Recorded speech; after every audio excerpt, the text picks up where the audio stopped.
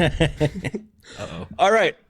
I am Jake, and this is the Mediaverse Studios podcast. And tonight we have a terrible twofer. We've got Landon and Joey flanking me left and right. These gentlemen are joining us here at the studio, and we're going to have a really fun chat. So welcome, gentlemen. Thank you. No, please sit down. You almost said stand. I know. I said, well, please stand and then sit. Yes. All right. And then sit down. Then sit down. Thank you. No, thanks for having us. Yeah, happy to have you boys. Thank you very much. All right, so there's a balloon in the corner, and I thought someone was peeking around the corner looking, and I got very scared. What, Slender Man? Yeah. High up. Or of course. Oh, wait, I see it. Yeah, I absolutely do. Yeah, so it's kind of like. Yeah, that's a Slender Man. Or a Jeff the Killer. All right. Go to sleep. This is going to be the hardest podcast to edit. Oh my God. You can't edit this. This is gold. Just kidding. And action. All right. So for people that may not know who you guys are, tell us kind of like what you do in the filmmaking creative space. Okay. Joey? You said you weren't going to ask us any hard-hitting questions, and now I'm feeling like this was a lie. Because there's a lot of gotchas in here. Yeah. What do we do in the filmmaking? What is our oeuvre? We tend to put it back on him. Well, let's start with the beginning, shall we? Yeah.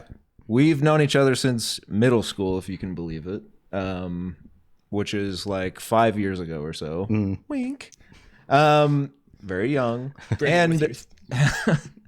And we were making short films just with our little ba. You know how basically we all start with our little handy cam and this and that, Windows Movie Maker, and you make it and it's good and you think it's awesome, and it actually is. No. But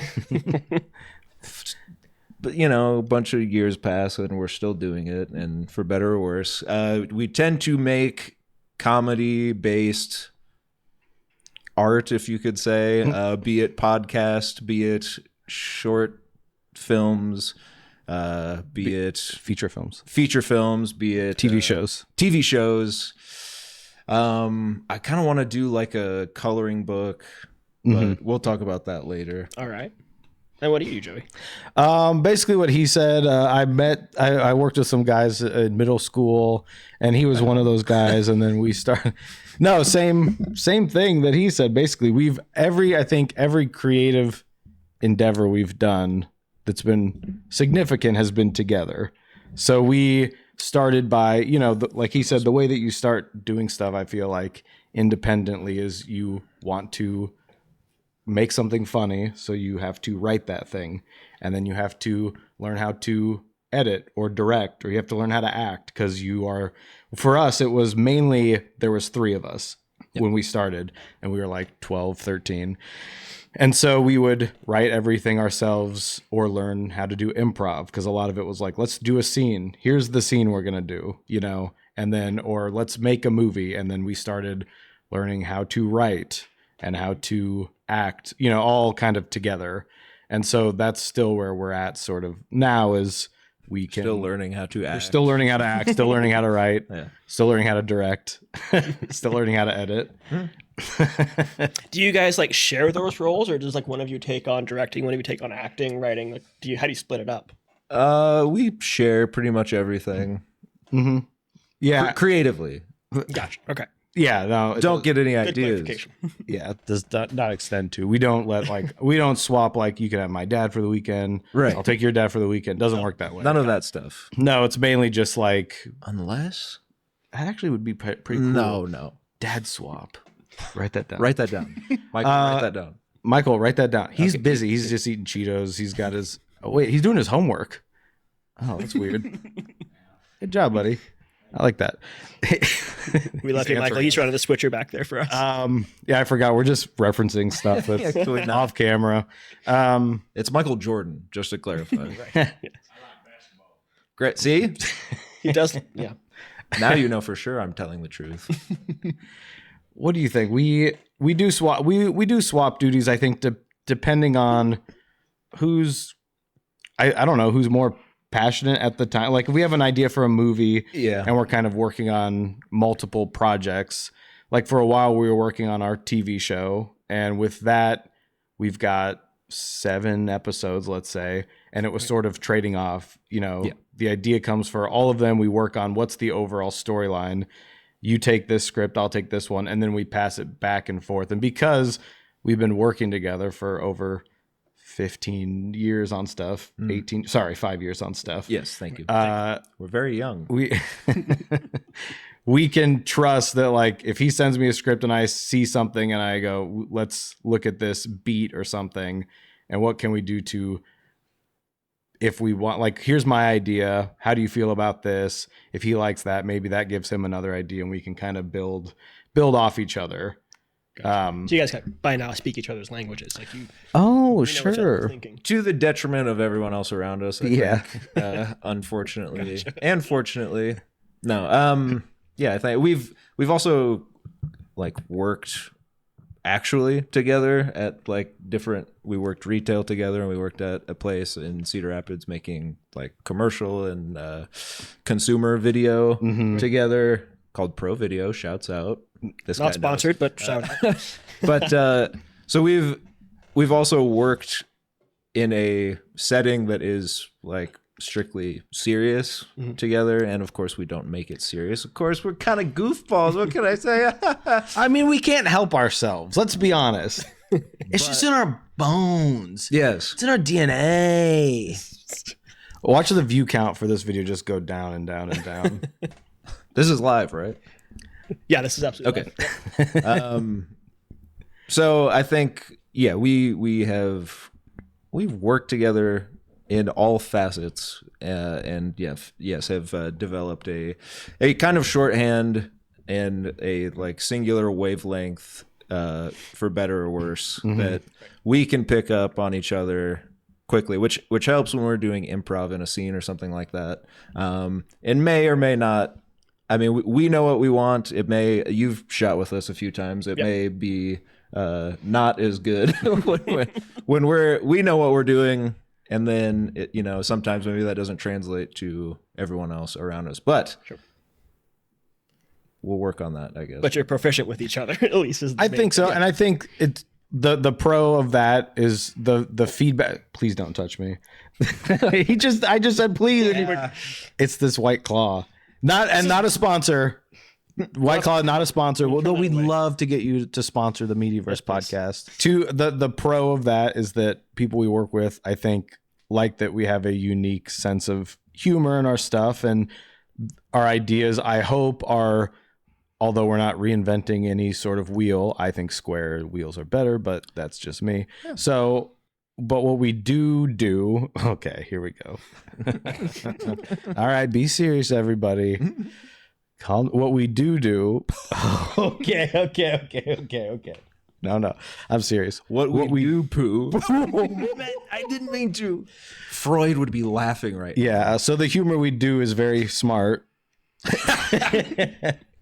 But it's also, we've worked with people where I worked with a guy and he said, I was kind of joking around with him, as I do. And he was explaining to another coworker of ours, this was after Landon had left the job. He's like, you know how Joey acts, where you kind of have to get on his wavelength and it's very weird? He's like, imagine there's 2 of them and it's impossible to work with them. Yeah. Which is like, okay, I'm very sorry. But at the same time, I'm not sorry. I'm laughing.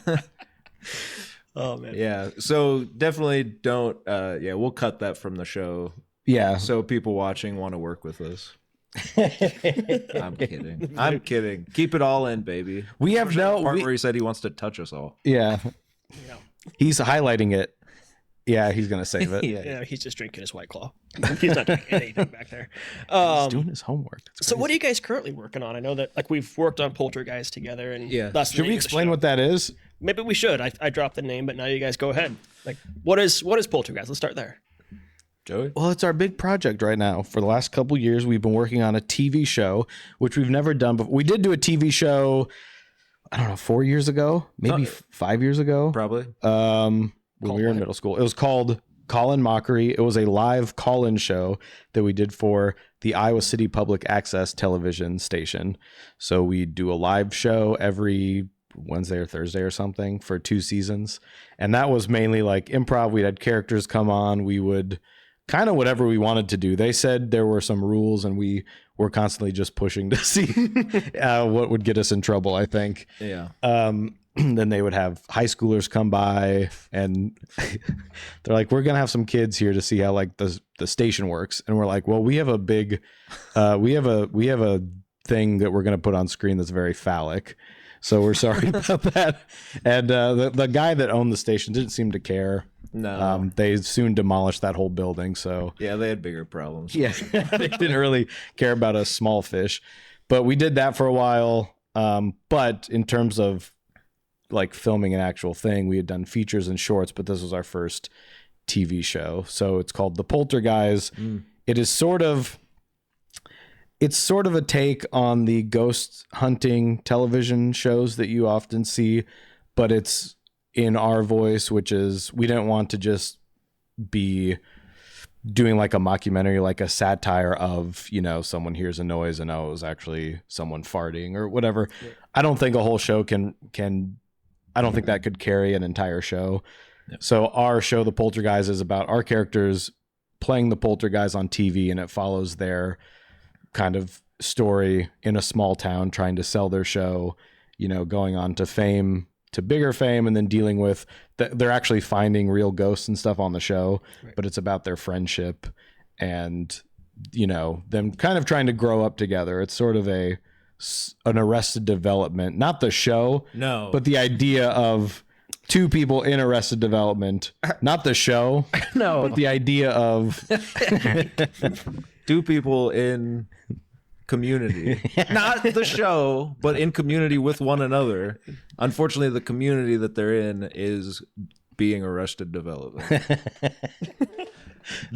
How I've kind of explained it is to who? See, all bullshit out of this guy's to mouth. my mirror when I have been thinking about Jake asking us what the show's about this past week. But it's like 30-year-old incels trying to make something of their life. Mm-hmm. One of them is content, the other isn't, and then they realize through their escapades maybe they're both not content in ways that they didn't know before. Now, that's the sort of the heart of it, but jokes. What's the spleen of it? I mean, the spleen is jokes, baby. Yes, baby. Jokes. What we gave is the elevator pitch if you were on the elevator from Devil, so you've got a lot of time to kill. Right. So we can really draw out what we're talking about while some old lady's trying to be the devil or whatever the hell that movie is. So this was Shark Tank. What would you guys be pitching right now? If this was Shark Tank, we'd come in, we'd be like, Sharks, what we've got for you is something that's revolutionizing television. Sexy adult diapers. Oh, you wanted to hear about the TV show? Sexy adult diaper vending machines. Oh, you want to hear about the TV? I can't hear you over here either. Because you don't realize on Shark Tank, they're so effing far away from you. Yeah. The guy down, you just see Mark Cuban kind of, and he's just like, it's probably not even really him. I don't think so. I think it's a guy in a mask. I've seen it kind of falling off a little bit. A very scary show. Very terrifying. But yes, each episode we wanted to be it's episode. This is crazy. I love that. I hope people that met us at some festivals recently, thank you for liking our show and all that. When you listen to this and you're just going to be like, what are they talking about? Every episode of the show, we want it to be very different in how, like, there's the overarching storyline, but we kind of approach it in that sort of almost like a Monsters of the Week sort of. There's the show they're trying to make, and then there's the continuing story of what's going on behind the scenes with them. And I think we've done a lot of stuff that we haven't done before, which is exciting. It is a lot more work than when we were talking about making it. Yeah, it was the idea of if you heard that, it's just the chair falling apart under me.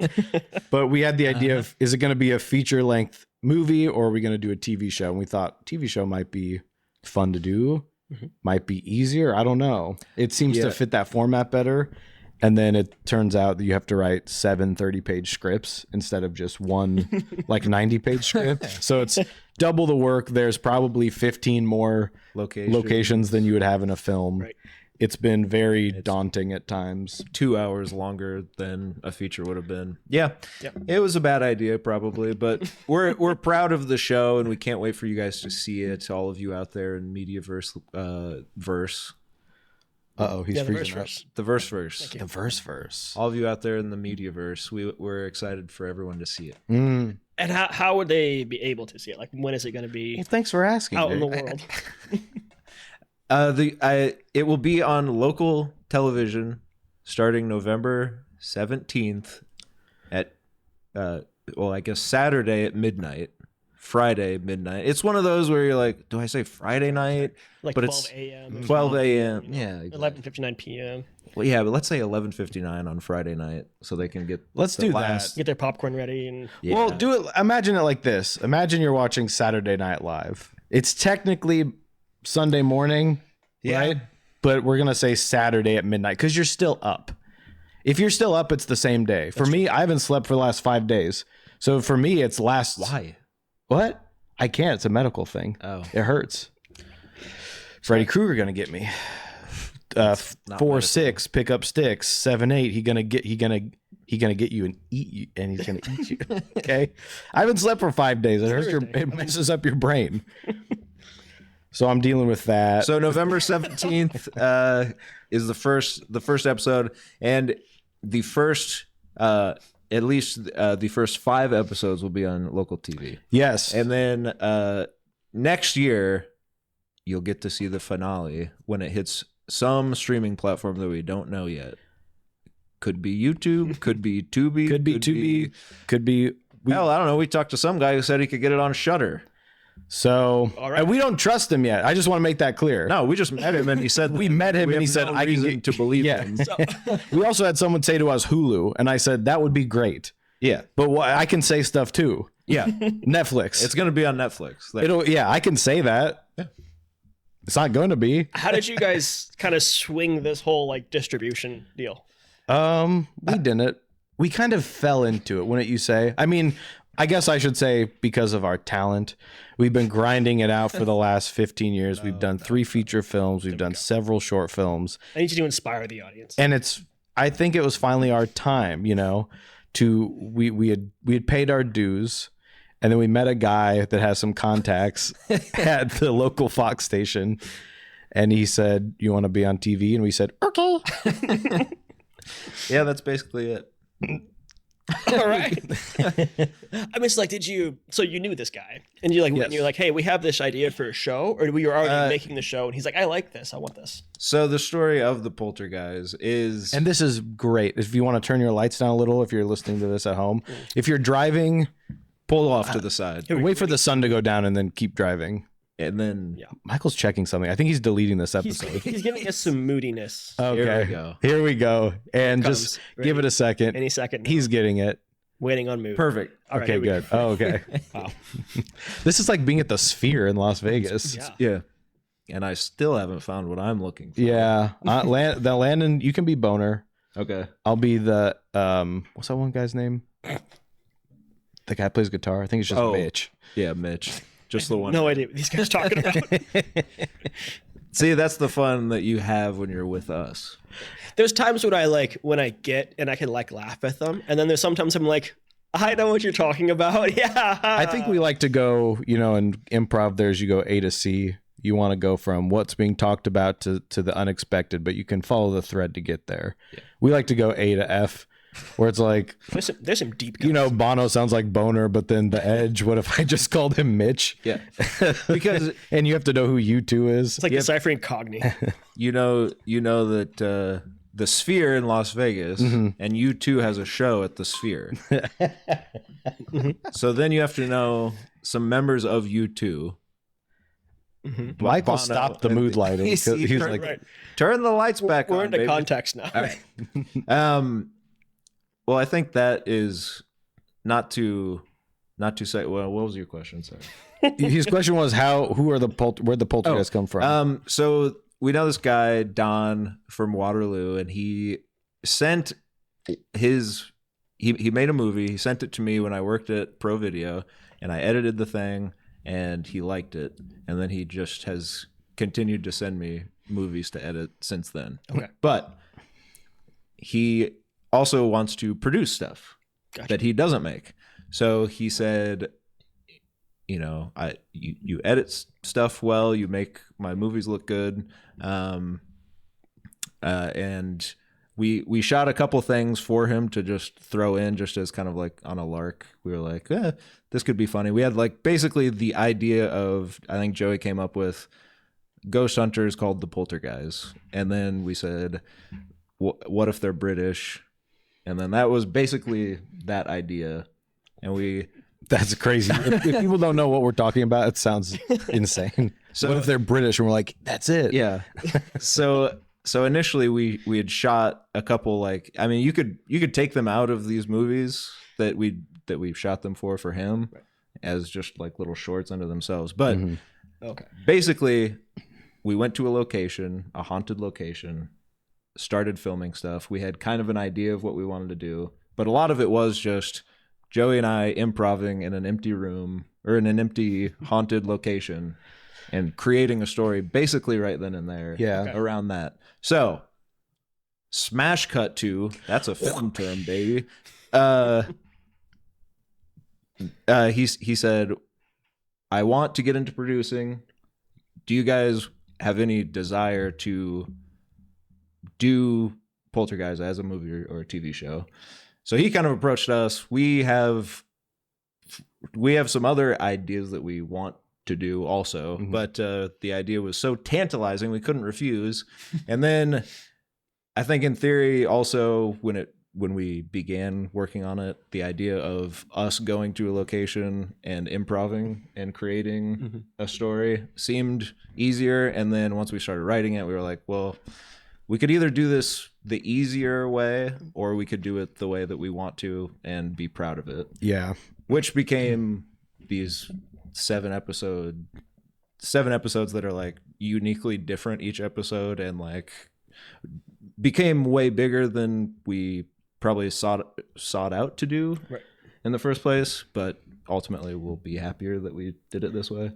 But so like how long has this process been? Like you made the kind of like pilot improv episodes and then Don was like, hey, I like this, let's make this a thing. And then you started writing. How long ago was that? It was probably, I think we started shooting for the show in 2019. Yeah. Okay. And then the pandemic, you take a break for that and stuff. Also, I was shooting another show called Friendly Faces that will be out at some point as well. Yeah, which I was in, and Joey and I directed an episode of that. So we're also working on that, and that is a big time commitment as well. So that kind of added to how long it's taken. And I don't know, it's always, we have to factor in there's like at least 2 years where people really weren't shooting or comfortable shooting, and that really dragged the process out. There was the final episodes, which they take place at a horror convention with some guys that we know that were very nice of us to let us come in character and shoot our show there, like on location. It was Halloween-a-palooza. Halloween-a-palooza. Insane Mike and Jason. Baby. Yes. Some great guys. And they always let us, they're always very helpful for us. Yes. we met them at the Cedar Rapids Film Festival probably 10 years ago at this point. At least. We liked what they did. They liked what we did, and we've kind of always stayed in touch. One of our podcasts is on their podcast network, Prescribed Films Podcast Network. But anyway, enough plugs. They let us film there, but they had to shut down because of the pandemic. So we were like, we can't shoot the finale this year. We ended up writing a few ideas for like, what if we need to film something else? So we were like constantly just working on it and trying to figure out when can we shoot these little parts. And like we said, there's so many locations where like we need to go to a cabin for 3 days. We need to go to this town for a couple days. We need to go down to this place multiple times. And it's just like, you're trying to get all these different things put together. But like Landon said, we wanted to be proud of it, and we wanted to take it past that one note joke. Yeah. And we've written, storylines into it that I think where you actually care about the characters. There's some serious stuff in there, with the central part being that these guys are 30-year-old incels that are that's the main thing is we want to be funny, and we want to be our sense of humor and just very absurd. And if you were to describe it, like give me like the save the cat, like it's this meets this, like what would you guys give it? It's this meets this. God.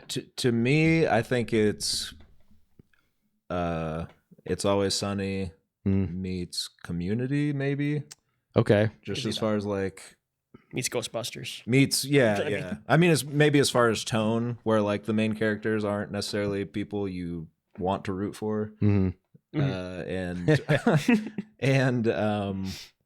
and then like each episode is kind of its own, like a theme episode of Community, where it's like it has that layer of meta, but then there's still a little heart in the middle where you're like, that's nice. That's how I would describe it. Meets Psych, maybe. Yeah. I think Psych meets. I think of like Best in Show, some like a like one of the, like, I don't know, maybe one of the people would know more is like Spinal Tap. There's that underlying of like an underlying mockumentary feel to it, because everything is shot as if it's being shot by a documentary crew. Is how we envision it. So we're sort of always just followed around by the camera, and the cameramen kind of tangentially play up. They're always sort of in and out of playing a part in the show where we can reference them.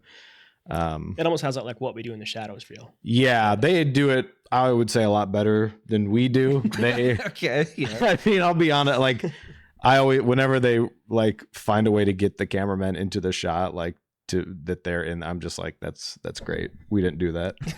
But you want me to lie and say our show's better than this show that's been on for 6 seasons? I'm not going to do it. Of course not. I refuse to. Look at me. I'm crossing my arms. Don't close down. Shouts out to people that cross their arms. Not a sponsor of the show, but if you do it, thank you so much. We love the stuff you do, guys. Keep crossing those arms. If you're at a show and you don't like the opening band, keep them crossed. Keep them crossed. If you're talking to someone at a party and they might have something you disagree with, just keep those arms crossed and go. Don't even nod. No, sorry. Don't nod. Do not nod. This has been a wonderful PSA from the Polterguys. Thank you. Thank you. Thank you. Okay, so so you guys, like, okay, you're great at comedy. I've been on set with you guys. I've seen the stuff that you've written.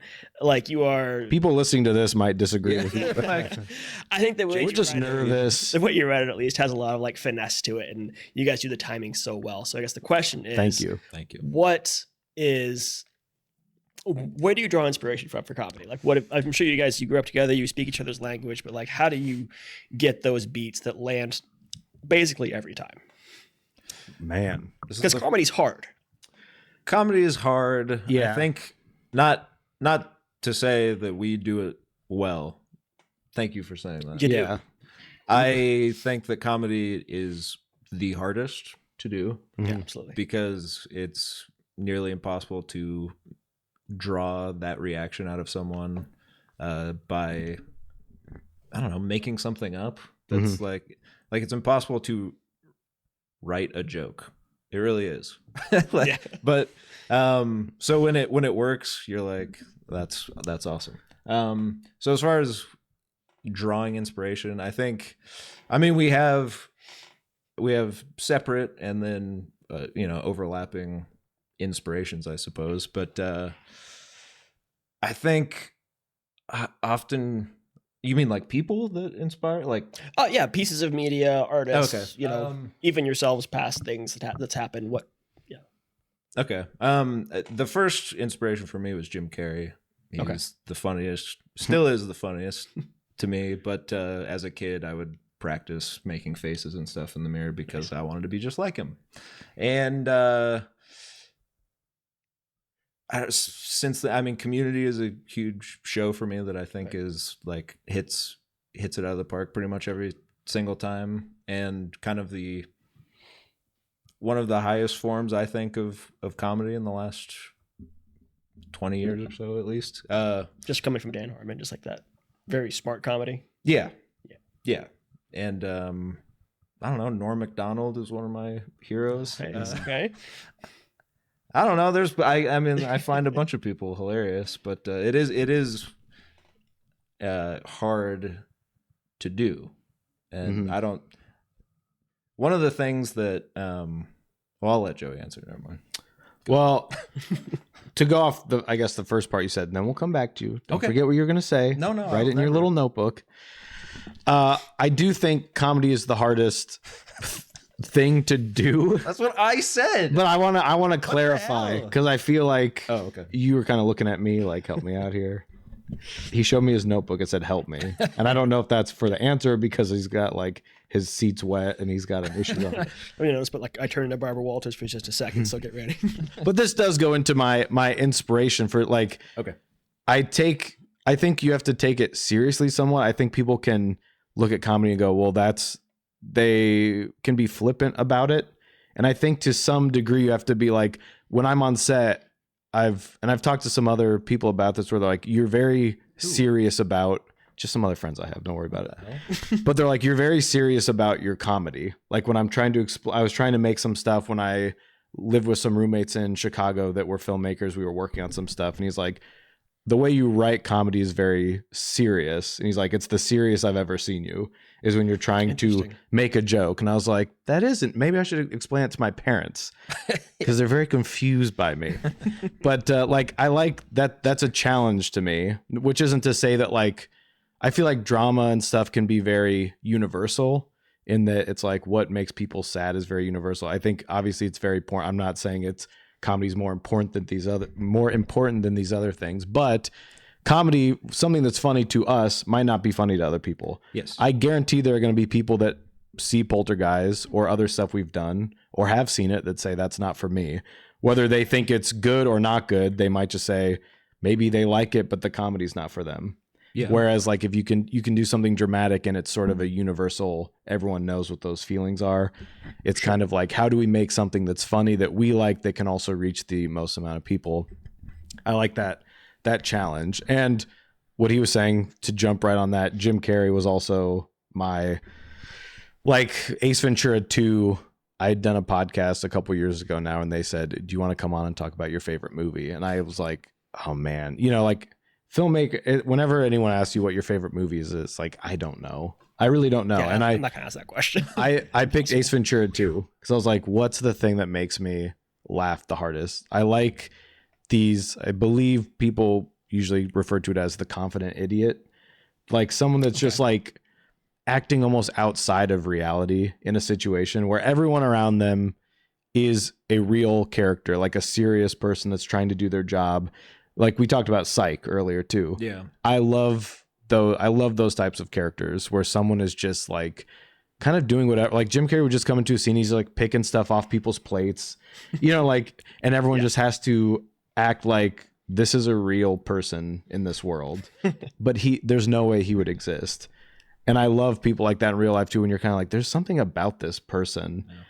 And like, I don't know what that is or why I like it. I think it's just because I love satire so much that it's just someone can do anything to make fun of any situation. Like what he's doing is making fun of a real situation. I love any type of satire growing up. That's what I turned to. Like when I found out about Mad Magazine and stuff when I was a kid, I'm like, oh, you can literally make fun of anything.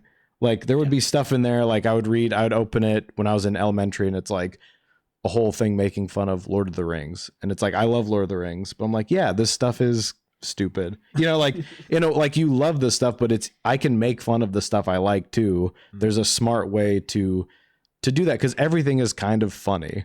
Like I think is a way to put it. I love that. That's all. Every situation is funny. You can be in a situation. I've been in situations in public where I just start laughing because I'm like, what's happening right now is crazy, but everyone's acting like it's a serious situation. Right. And so maybe that's just, I fell on my head when I was young.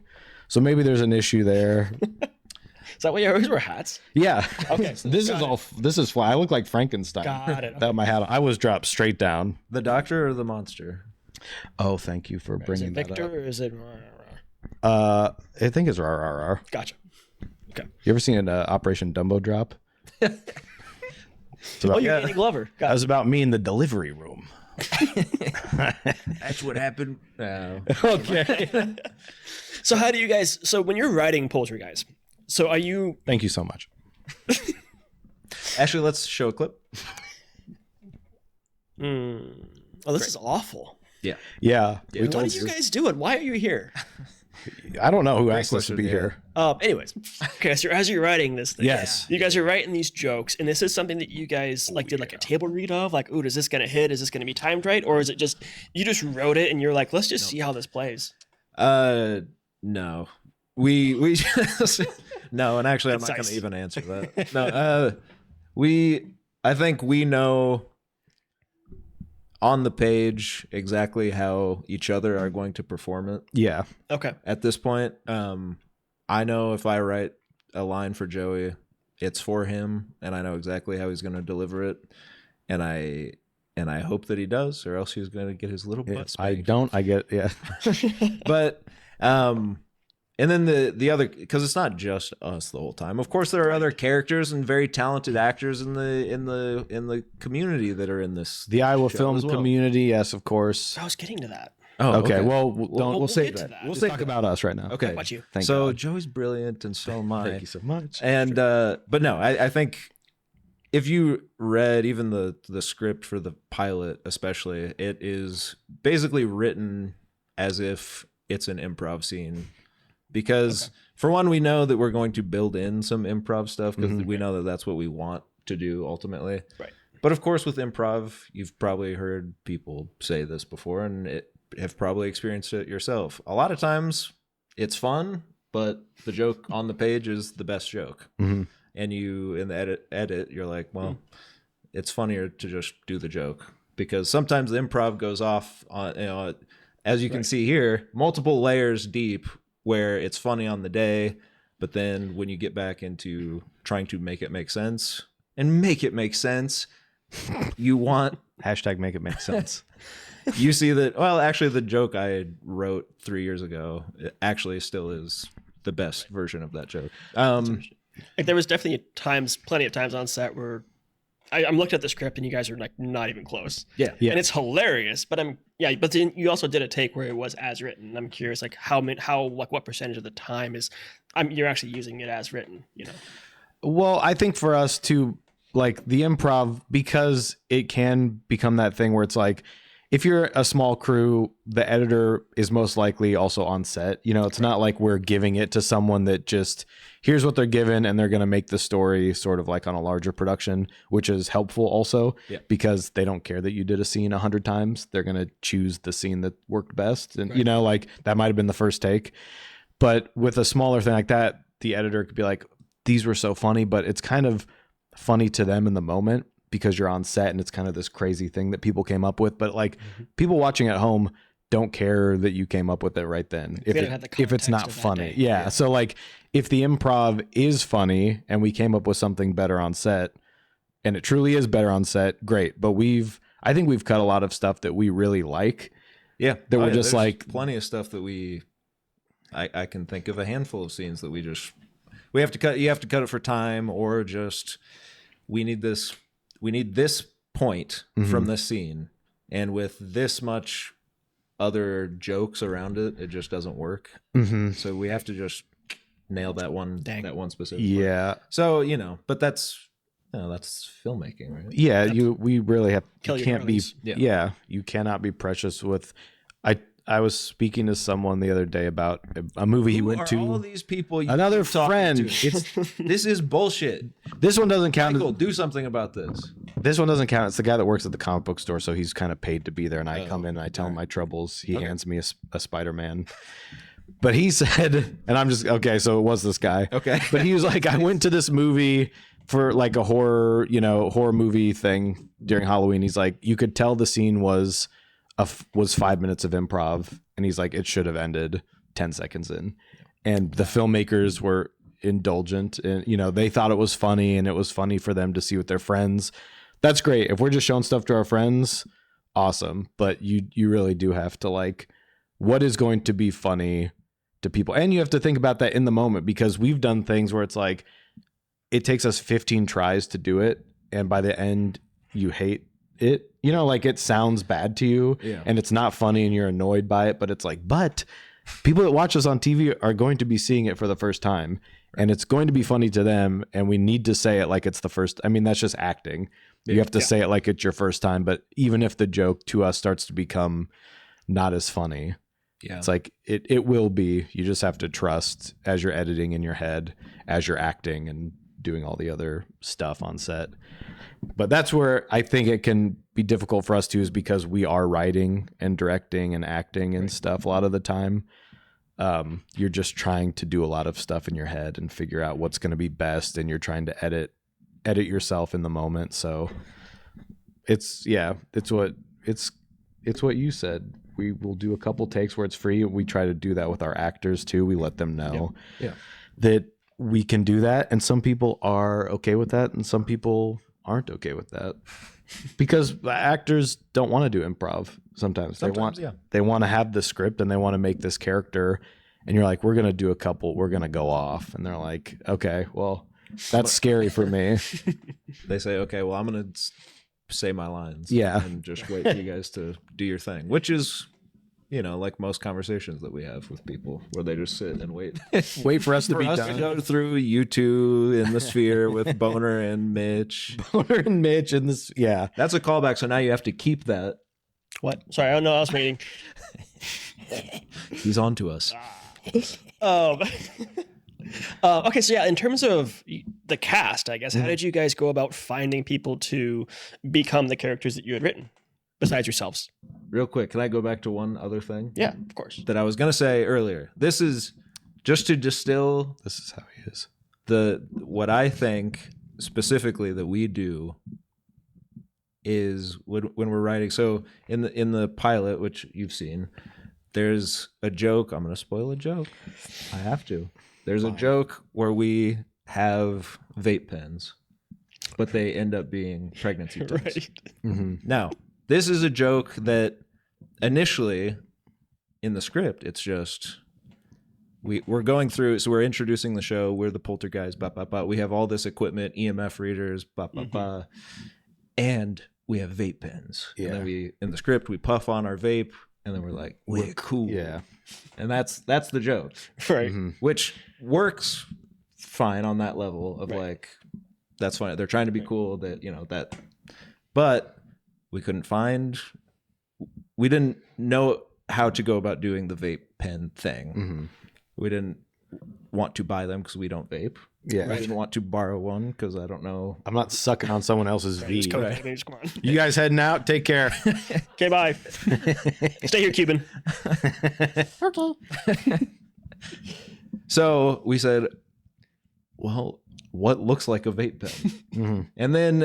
And then we had, a conversation about actually what if they're pregnancy tests?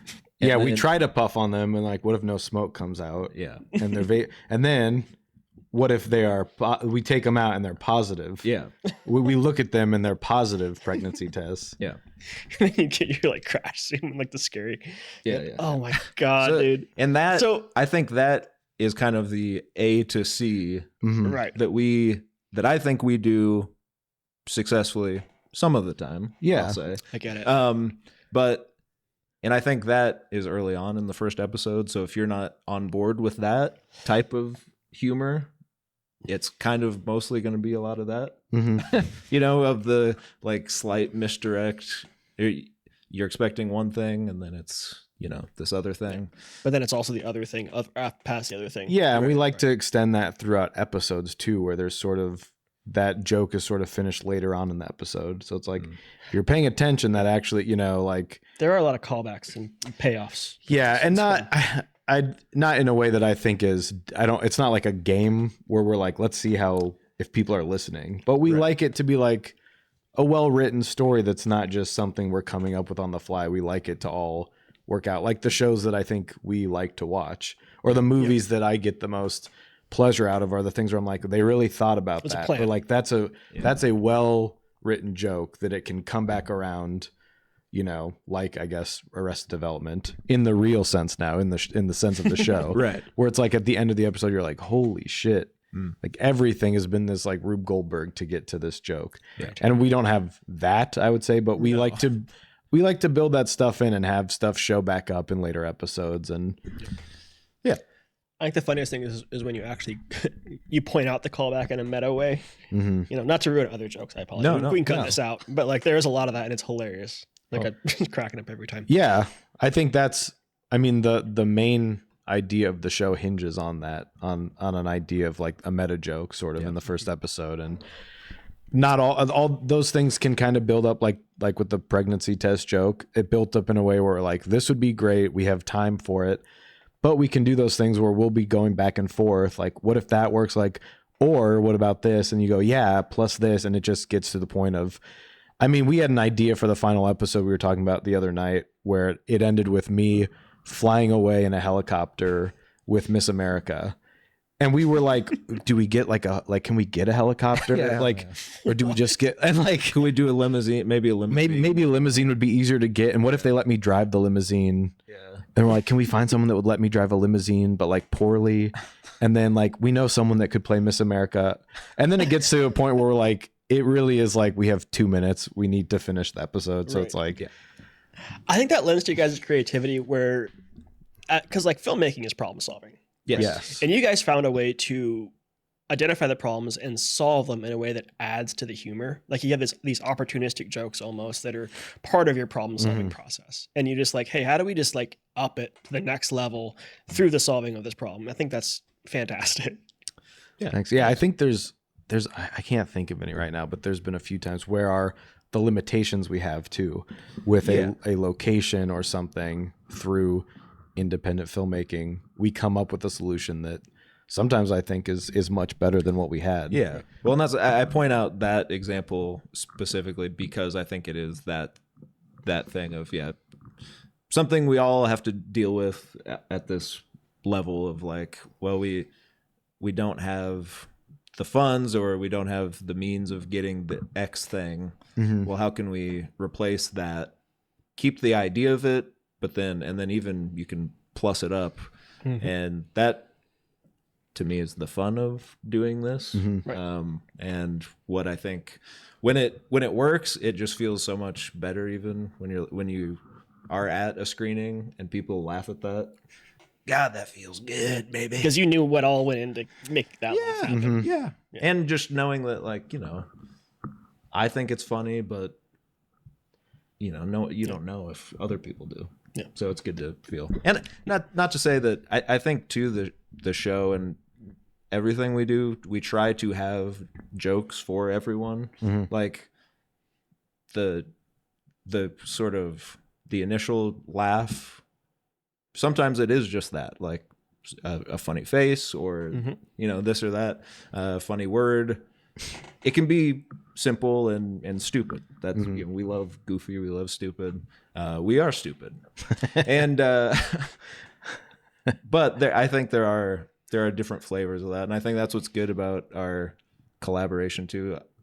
I think we have similar senses of humor, but I think a lot of times also, I don't have as absurd of sense of humor, I think, than Joey. So he raises that bar for me, and then I think sometimes I can bring it back down to where, all right, well, we can't get a helicopter, we can't do, So I think that works for us too. Anyway, call me out in public. In terms of, you said this, so it's like a broad spectrum of humor. So you go all the way from like the pratfalls, the funny faces and stuff, all the way up to like the really deep, insightful humor. Like what would you say is like the comedic genre that you guys are playing in? You could call it absurdist, but there's not some people I think mistake that for like random humor, where things are happening randomly and it's sort of like it's funny because it was random, or like we really want there to be a sense of like, these characters, and this is something that they would do even if it's sort of heightened, like it's right. And stuff can happen, I guess, randomly if it makes sense, but I don't know, does that make sense to you? To me? Yeah. No. I thought you were talking to him. You can listen when I'm talking. No. No, I think absurdist is probably the closest we'll ever get to describing it. Because I don't know. It's in the vein of like David Wayne Wet Hot American Summer. Got it. Okay. Not more Wet Hot than Role Models. Yes, more they came together. Yeah. Than which, if you've never seen, you should check those out if you want to know kind of what we're talking about in a way that I guess is commercially successful. Yeah. Who knows? I'll talk to him about this. I'll talk to David about this. But that's what we like. I don't know. It is satirical too, not of like, it's not like it's a political satire or something. It's satirical of life. Sometimes you just gotta laugh, honestly. I just look in the mirror sometimes and just like, when you see the show and you hear him talking like this, you're going to laugh and laugh. All scholastic, and we're over here just like laughing at fantasy test jokes. No, I think, but what he said earlier is true too. I think we approach it seriously, and then, but it is just funny at the end of the day. You don't want to, you don't want to waste people's time with something that's not enlightening or making their day better in some way or funny. And that's all we strive to do with this show. Do we have ambitions outside of this? Of course we do. And I would say with other things we've done, the comedy is different. This feels like this fits this more. We've done stuff when we were younger that was even more of this, to the point where we're like, ugh, that doesn't work for us now. Sure. We've learned that you can't take it to the point of where someone's just super gluing their hands to a celery stalk and there's stuff we've done in the past where you're just like, what is that? When we watch it now, you're just like, what are we doing? Yeah. I find it funny, but I'm like, I get that whatever. Some people, this is not for them. But I think we tend to approach like when we're writing, we have a few features we're working on too, and some of them aren't comedy. We've done stuff in the past that wasn't comedy and stuff that the comedy is more realistic. It's like, I'd say it's more realistic in terms of, it's more grounded, I guess. Yeah. And that's all part of, I don't like to keep doing the same thing. I mean, at the core of everything, I think being comedic performers and stuff, or at least for me, I think that's what we like to do the most. Yeah, sure. With our, whatever we're doing, podcast, writing, whatever. But of course we have other interests. Like you said, we are people that like movies and stuff that aren't comedy. And we also want to do that. Right. And strive to figure out how we can breach those things by still kind of being true to ourselves. So hey man, we're still learning. It's all we're all in this together, guys. I guess that makes me ask, like, what's going to be next for you guys after Polterguys airs? Is there going to be a season 2? Is there going to be a feature coming out of you guys? I think I'm going to do your own projects. Yeah, I'm going to murder Landon and then leave the state. Got it. Yeah. Hey, you didn't murder me yet. Well, you're drinking that. I mean, I forgot. I'm allergic to ice. All right. What's after Poltergeist? Well, frankly, the world, baby. No, we've got 2 features that we want to do.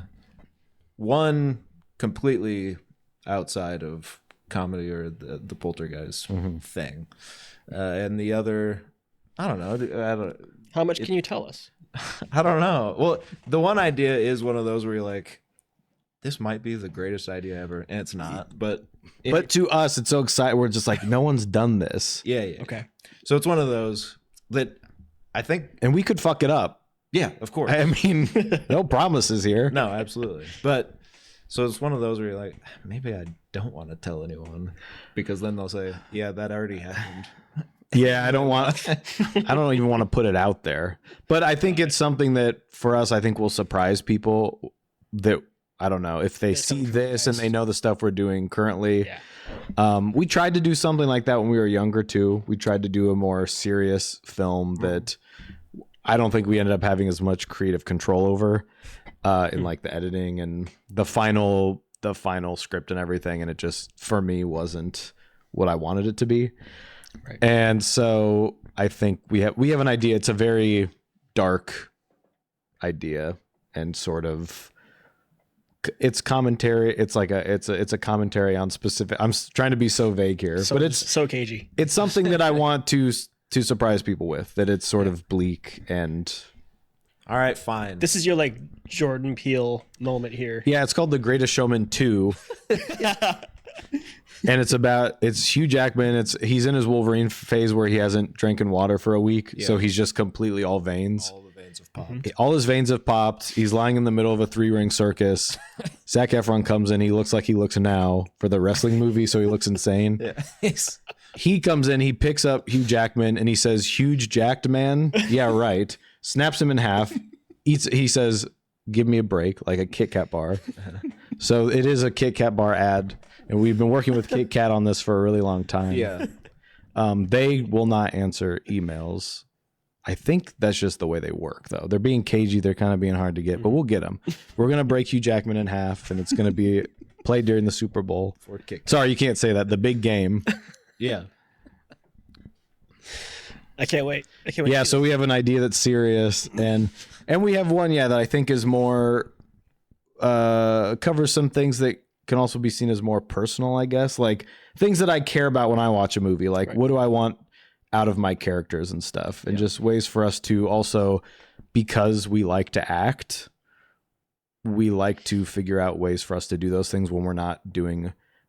We've done more stuff with each other than we have done other people's projects, which we like to do too. We do like to work with other people that aren't just each other. If you're listening to this, reach out. But I'm dying to get away from this guy. But I would say it's in the vein of, I might say, I was watching, you had Carson on the show recently, Carson Morrissey. They were talking about like mumblecore, kind of melding horror with mumblecore stuff, like the Duplass brothers. I love that stuff. I think one of these ideas falls sort of very heavily into that style of filmmaking, and it's going to be something that challenges us in the way that we're making it. Now, I hope that we put it out sometime. As of this recording, we're not even done editing Polterguys, so... Are you in the writing process for anything else yet? So we've been writing that and another feature. Okay. And then we have some ideas for shorts we've been throwing around. This is, I think, taken the most amount of our time. But we also do, we have a podcast that we do weekly. We have actually 2 podcasts now that we do. Talk about those in a second. Yeah, but just in terms of like, we're doing that stuff too while we're trying to do the show. So it's like we're constantly working on stuff together, which I think also helps just stay like, I don't know, in sync and like coming up with ideas. It gives us time to work on new things. But you gotta have time for everything, guys. If there's one thing I can leave you with this podcast, it's just to have time for everything. Mind if I take a nap? Yeah, go ahead. All right. So what's next for you? I'm thinking maybe like a ham sandwich. I'm thinking of a Dagwood sandwich. You know these Dagwood sandwiches? They're tall as shit, brother. A whole turkey leg. Count it. A whole ham leg. Count it. Name Block of cheese. One other sandwich that's named after a cartoon character that the cartoon isn't even named after. Right. What? Comic strip called Blondie. The cartoon is Blondie, but Dagwood gets all the fame because he eats big sandwich. We could call it a Shaggy sandwich. He does the same thing sometimes. Yeah, but the show's not called Shaggy, is it? Really? We do. So maybe there's the two sandwiches that are named after a cartoon character that the show isn't named after. Isn't that interesting? That's Krabby sad. Patty? Okay, but who's that named after? Mr. Krabby Patty? Arr. Arr, arr, arr. Check this out. We're losing them. We got to bring it back in. Okay, all right. Quick, ask us something that's scary. What scares you? What keeps you up at night? Probably this for the next few months.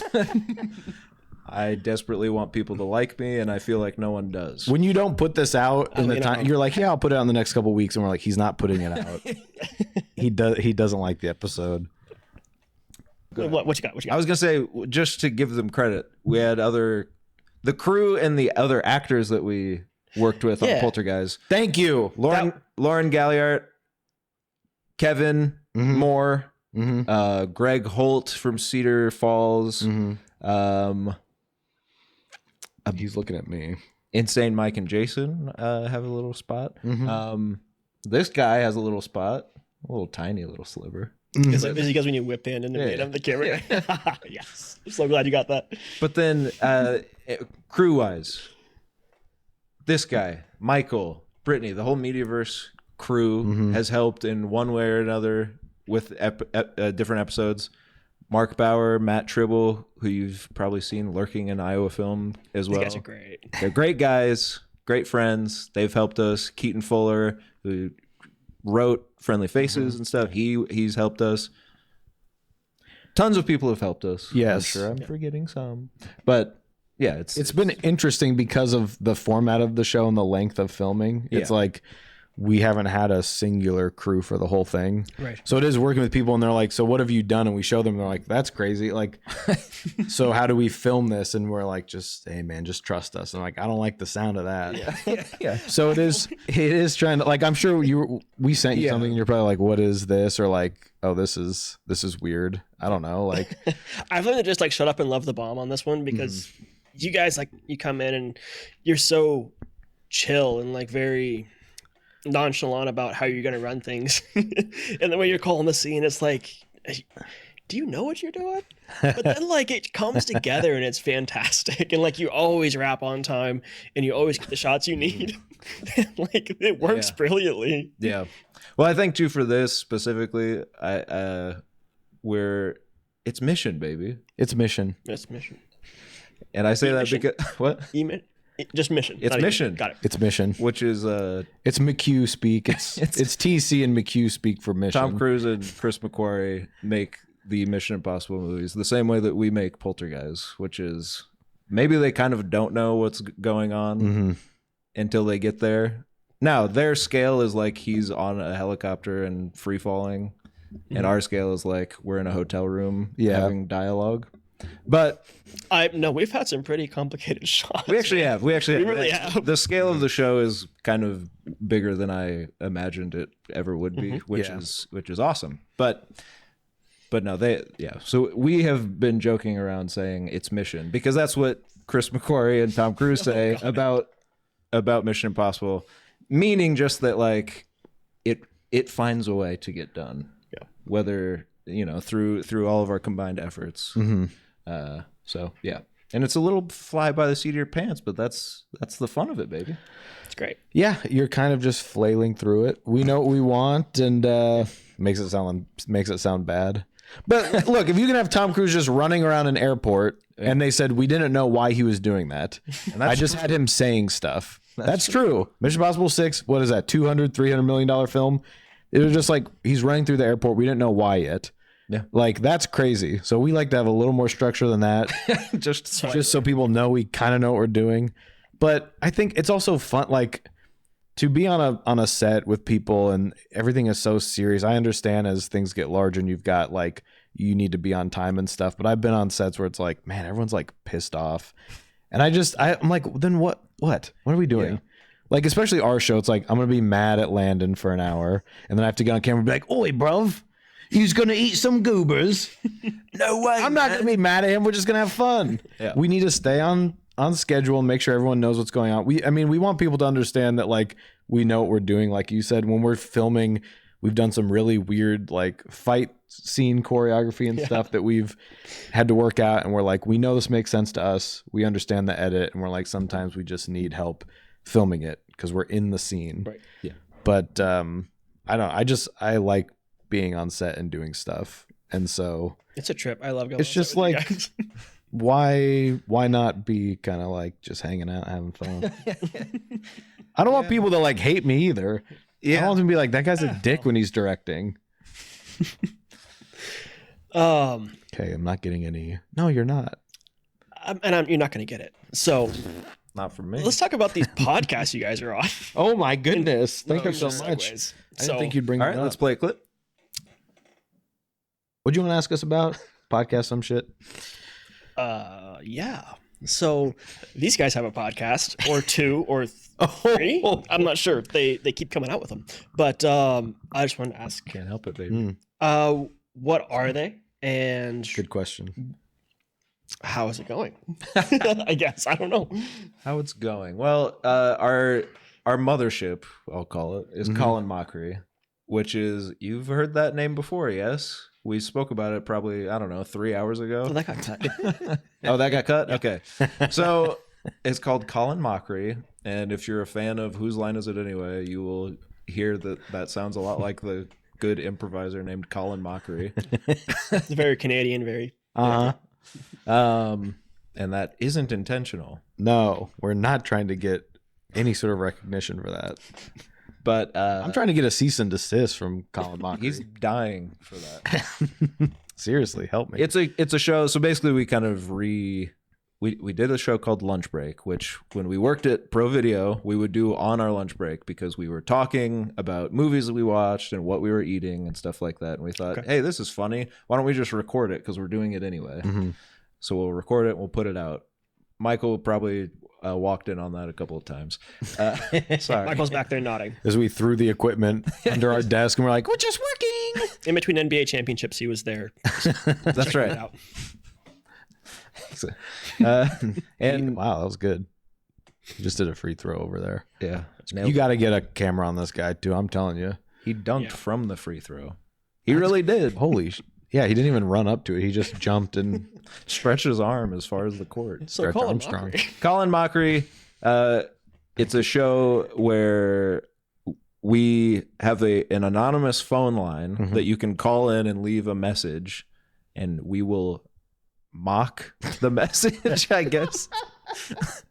We arrived at the name mostly because we thought it would be funny to have Colin Mockery in the name. well, yeah, and the TV show was we had a phone line in the studio, in the public access studio.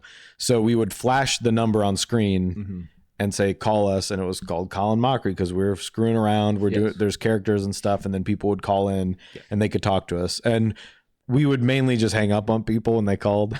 But we'd have some fun people call in. So that transferred over to the show, and we changed from Lunch Break to doing Colin Mockery, the podcast, which we also film and have on YouTube too. But that's on, I don't know, every podcast platform. Yep. So it's Call In Mockery. And what's the phone number to call name. into? It's 319-DUB-MIT, DUBMIIT. That's right. And it's not us asking MIIT, because I know I'm not. I've never worked in IT. Yeah. But it's MIIT. Is this a real? I'm just gonna ask. Is this a real phone line? People actually call in. Yes. Yeah, people. I think call people in. do think we're joking sometimes. I do. Yeah. So it's 319-DUBMIIT. It's a real phone line. You call in, you will hear a former president speak to you as the answering machine. And then you leave your message, and then we'll play it on the show, and we'll answer your question. We'll address whatever concern you brought up in the message. We might lightly mock you. You know what's crazy? That's part of the fun. It's all anonymous, so we'll never know who it is. We do. So we have that message, which is a former president informing you that you've called our podcast. How's that go? Can we get a sample? You got to call the number. So just, but we've had that message, and then we've had people calling in, and they're like, "I need my tax information." Yeah, we get a lot of and that. it's like multiple times. It's like, listen to the message. That's Jimmy Carter. Jimmy Carter is trying to. I ask because every time I've seen you guys' show, I'm pretty sure it's just one of you, like giving a voice. Yeah, that sounds like the show. That may have happened once or twice, but Got it. Okay. we have had real call-ins, and we've had fake call-ins, Okay. and it's all part of the fun. Interesting. It's all part of the fun. Now that's a little 30-minute show. We try to keep it around 30 minutes of. We'll talk about movies and stuff that we're into currently that we've been watching. We kind of try to talk about pop culture and stuff like that. To explore the zeitgeist a bit. Yeah, get our scorching hot takes as two straight white men. Brilliant. Absolutely got The most valuable of hot takes. Yes, people need to know what we're thinking at all times. which is usually like, I think the prequels are actually better than the original trilogy. And then Joey's like, yeah, me too. Yep. And then we go, Always all right, sign thanks for watching. And we sign off. So stuff like that. But Yes, filtered through our brand of comedy, I guess, sort of the most unfiltered take. Oh my God, if you love Polterguys, you're going to love Colin Mockery. But another show we have, which is not, I'm going to give you a couple, But if you like, I know spooky season's over, but we got to give a little shout out to our show, Haunted by Proxy. We have about 6 of them out right now. If you find it, Haunted by Proxy, we were gifted by someone some, these creepypasta stories on the internet. We were able to get our hands on an exclusive set of those that no one has been able to see other than us. We don't know. They might be real. They might not be the stories. So go check that out. We tell a different story each episode. Yeah. This is actually true? Yes, Haunted by Proxy. I should have worn the shirt to show you. This is true. It was a couple years ago when we put it out. It's just a little limited series, I guess you would call it. There's there's like 6 episodes 6 or so. 7, so maybe 8. Yeah, there's some sound design in them, but it's us telling some very dark stories that no one else has access to. So check that out. You can subscribe to it, and we might do some more at some point, but that's what we've done so far. I feel like this is a joke. I feel like I'm gonna go listen to this thing and it's just gonna be like you guys like farting around. You're gonna like laugh all the way home. In fact, I listen to this seriously. I'll show you the and this is gonna be great for all the listeners. But yes, this is the Haunted by Proxy feed here. So this is a number of stories we have. Jack. The Swaying, Jack, Pole Position, 8 episodes. Yes. Biffy the Long Wing, the Donner Cut. So all good stuff. I'm gonna check this out. And then we have a new show though that we've started to put out, which has been pretty good so far, I gotta say. And probably the one we're most excited about. I think so. Not to because belittle Colin Mockery, but that one's kind of more for us. We're just people listen, awesome, obviously, but but earbuds it's called, and it is an endeavor that we have been excited about for a while now, and it's as serious as you will ever probably find us. Okay. And the show is every week we bring music, an album from a band or artist that we like to the other one, without knowing if the other one has heard it before or anything like that. Gotcha. Because we kind of realized probably one of our biggest passions is music, but we hardly ever talk about it. And it's one of those things that I think growing up, we got made fun of for some of our musical tastes and stuff like that. So it's one of those where you're like, me personally, in middle school, I realized I'm not going to tell anyone what I like. And, because I'm getting made fun of for what I like. So now, as a 20-year-old man, I will tell everyone what music I like to listen to, including my best friend who I've known for the first time. I will tell him as well. So that's the show. One week I bring an album, he listens to it. Maybe he's heard it before, maybe he hasn't, and then we discuss it track by track. And then we put that full episode on YouTube and podcast platforms. Cool. Our first one we did was the new Blink-182 album, which it's like the number 1 album in the country right now. I feel like it's a big thing for people that listen to that type of music. We know that we're fans of that band. Yes. Now after the episode. Well, so we figured we started with one we both. We'll start with one that we both know, and it's a new album, so we could both sort of comment on it for the first time, give our thoughts on it, and then as we go further into the show, we start to branch out. We say, well, based off this one, I'm going to pick this, and he goes, you know what, you like that, I'm going to bring you this, or sometimes just like, I listen to this. Here's one that I've been listening to recently. And it's a band maybe I've never heard. So there's bands like Blink-182, which is obviously, a very popular band. And then one band that Landon brings me early on in the show, an episode that's not out yet, but it's a band I'd never even heard about. So never knew he listened to them. Like he said, we know that our tastes are a little bit different. You want me to spoil episode 5? We'll give you a teaser. We'll give it a teaser. Make a little reel out of it. Oh, you'll be excited. Are you talking about the Rolling Stones? Yeah. It's a little band from across the sea. A couple of lads that are, in fact, living in Liverpool, and they took a little ship over here to play us their hits. Isn't that right? And sometimes they would even get aboard the Concorde that would go so fast that it would crash, and then they had to stop using it. And it would make such a loud boom, in fact. And in fact, who wrote on that himself but Mr. Phil Collins or something, right? I don't know. He was singing in England. What have I done? He's like, doo doo doo doo doo doo. And then he's like, he had to hop up. He ran, he got on the Concorde. They're like, he landed in the USA. Same day. He's like, oh, same day. Doo doo doo doo doo doo. And he was the first musician to play on 2 continents in the same day. That's right. God bless Phil Collins or whoever that was. We should call it Phil Collins Mockery. Yeah. So the band is Write that down. Jellyfish. That works better. The band is Jellyfish. The band is that Jellyfish. he brought me. Have you ever heard of Jellyfish? No. Yeah, me neither. Real band. It's a real band from the But 90s. It's a band that, yeah. Okay. So our taste, we like to describe it as our tastes are a Venn diagram, where the middle is an inverted butt cheek. And that's where the stuff that we know that we kind of like together. So we start inside the inverted butt cheek, right? Right. Okay. So that's sort of your inception.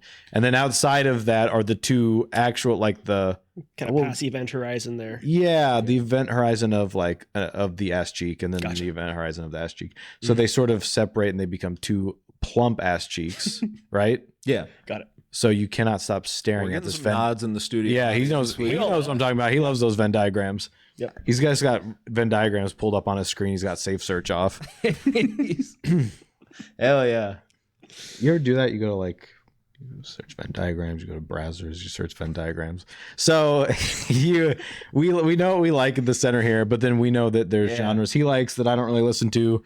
What was that? What was that even supposed to be? He's trying to be photonically hilarious. Of a Venn diagram? We can't show Venn diagram clips. Don't. Yeah. This is a family show.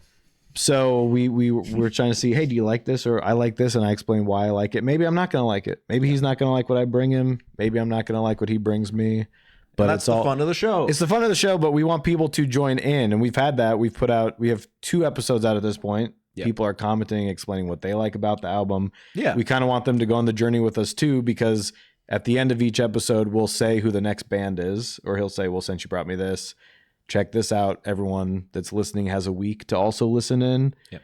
Listen to the album, have their thoughts on it, then they can watch the show on YouTube or listen on their favorite podcast app and join in the fun. And we're trying to answer everyone's questions. Yeah, we got quite a few on the Blink-182 episode. Yeah. And, which was nice. Yeah, very, get very some- positive. It was nice. Some community going, maybe. Yeah, for once. We've talked so much.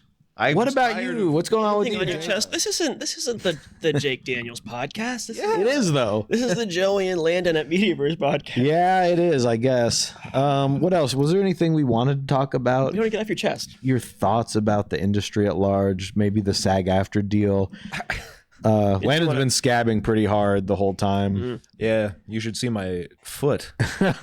What? Bunions. I pick my bunions, make scabs. Yep. This is how we come up with characters. It's the scab guy. No, what else did we want to leave you with? Well, Anything inspirational for the community out Well, there. we have some other things coming out too. Jesus. That we want to talk Promo about. machine. This is the thing. I know. Go ahead. You have a show. Me? See? Everyone thought I was going to talk about me, and here I am. Oh no, I'm yeah, of talking course. about him. Isn't that nice? got? I'm in a show called Friendly Faces. Keaton Fuller wrote it, all directed by him, us, a bunch of people, Ron Reynolds, Bruce, James Bales, shot half of them. A bunch of different directors and stuff did each episode. It's very fun, very good show. I've seen the first episode. It's wonderful. Oh, awesome. Yeah. You're great in it. Yeah. Oh, thank you. Well played. And it's very good, and it only gets better from there. So hopefully, It gets serious. It's kind of yeah. After one episode, Joey said, "I didn't know you could act," yeah. and I said, "Great." That was my. He's like, so what'd you think of the show? I was like, didn't know you could act. I turned, toe healed it out of there. That's a phrase I just made up. Towhead. That describes you. Who you calling towhead? When's that coming up? Where can we see it? I don't know. But there's some showings, I think, here. There's some screenings locally. It's going to be at the Atlanta Comedy Festival here in a couple of like a week. And yeah, it's very good, and you should check it out when it comes out sometime next year, I imagine. And Joey has a big movie coming out. Well, Joey? Thank you so much. I, in fact, was in, and they say there's no small parts. Only small pieces of it. Yeah. I'll tell my wife that. I say there's no small parts. She says, okay, well, maybe you should check yourself out in the mirror sometime. So what the hell are you talking about? I don't even have a wife. That's the crazy part. And I turn, I'm talking to the wall. Like, what the hell's going on with me? I'm going crazy. So I'm in a new movie called Remote that was by Matt Tribble and Mark Bauer. So that's a new kind of a little murder mystery that they've got coming out. I don't know. They're doing the festival run. I've seen it. Good job, boys. I didn't tell that to them in person. I was too cool. I kind of big dogged them. Yeah. Where I was like, you should have used more of me. No. I did not big dog them, in fact. And if you have them on this show, please ask them if I big dog them so they can tell you, no, he did not big dog us. Okay. And so that's coming out sometime. It's called Remote, shot also by, I guess, the Deft team, Bruce. Oh, cool. Bruce Bales, anyone. Cool. So yeah. Looks great. Great little flick. And when Landon saw it, no, wait, he didn't see it. But when he sees it, he's probably going to say, like, I didn't know you could act or some bullshit like that. No, I trust Joey implicitly. Thank you. That is so nice of you. And I take back what I said about I didn't know you could act. I actually did know you can act. Whoa. You heard it here first. Yeah. Anything else, you guys? Been watching that show Welcome to Plathville on TLC. It's pretty insane. The dad got buff. What else? People are coming back around to Kim's side. I'm like, Olivia liberated all of you. Yeah. And now you're going to act like she's the problem. She helped all of you. And you're going back to Kim's side? Mm-hmm. So that's interesting. There's an undercurrent of Mariah just kind of waiting under there, right? Mariah's kind of infecting Platteville with her, like, but ultimately she will have her comeuppance. I think so. Yeah. Her Just Desserts. Yes. I have a food blog called Just Desserts coming out. Mm-hmm. Nice. Show Me the Yummy.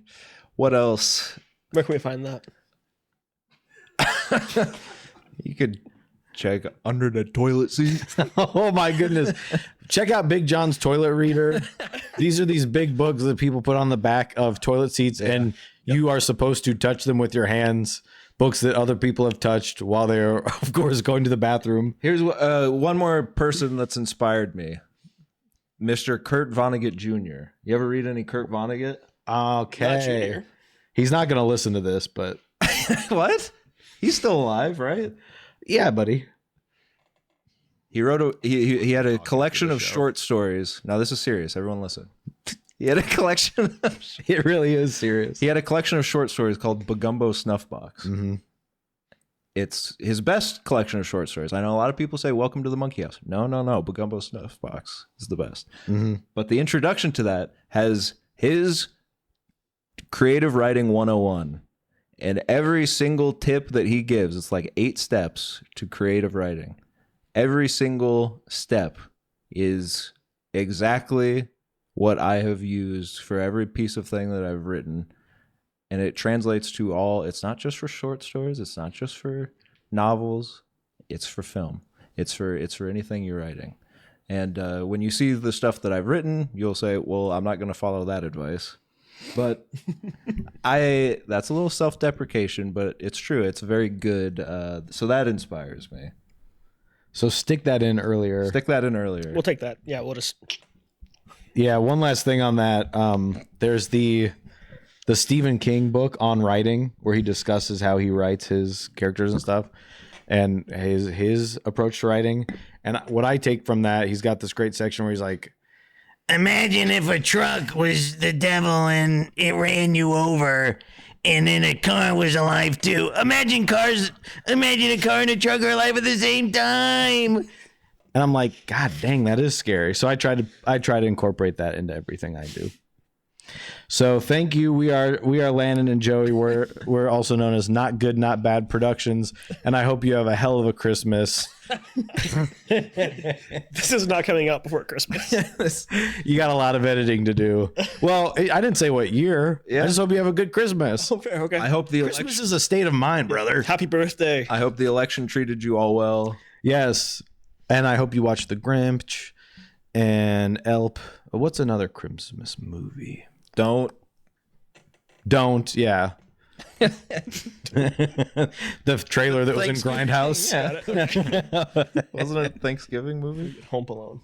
Hey man, you can end this whenever you want, because we're about to do our show, which is the same What do you shit. think, Michael? Had enough? All right, thanks everybody. This is Joey and Landon for the Mediaverse Studios podcast.